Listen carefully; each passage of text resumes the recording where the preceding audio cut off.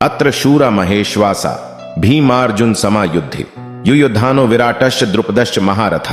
व्याख्या। अत्र शूरा महेश्वासा भीमार्जुन समायुद्धि, जिनसे बाण चलाए जाते हैं, फेंके जाते हैं, उनका नाम धनुष है। ऐसे बड़े बड़े धनुष जिनसे पास हैं वे सभी महेश्वास हैं।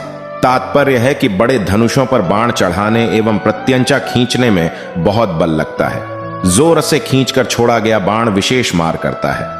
ऐसे बड़े बड़े धनुष पास में होने के कारण ये सभी बहुत बलवान और शूरवीर हैं।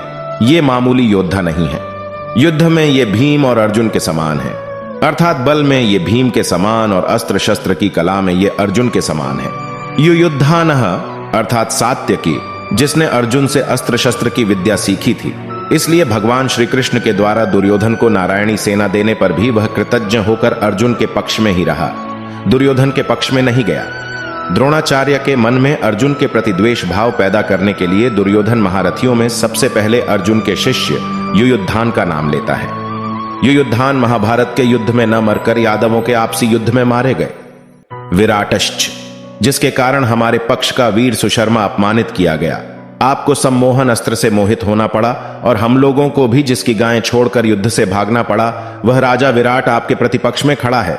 राजा विराट के साथ द्रोणाचार्य का ऐसा कोई वैर भाव या द्वेष भाव नहीं था, परंतु दुर्योधन यह समझता है कि अगर युयुधान के बाद मैं द्रुपद का नाम लूं तो द्रोणाचार्य के मन में यह भाव आ सकता है कि दुर्योधन पांडवों के विरोध में मेरे को उकसाकर युद्ध के लिए विशेषता से प्रेरणा कर रहा है।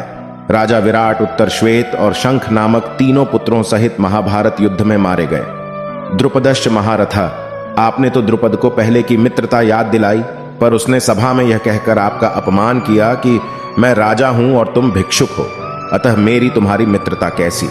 तथा वैर भाव के कारण आपको मारने के लिए पुत्र भी पैदा किया।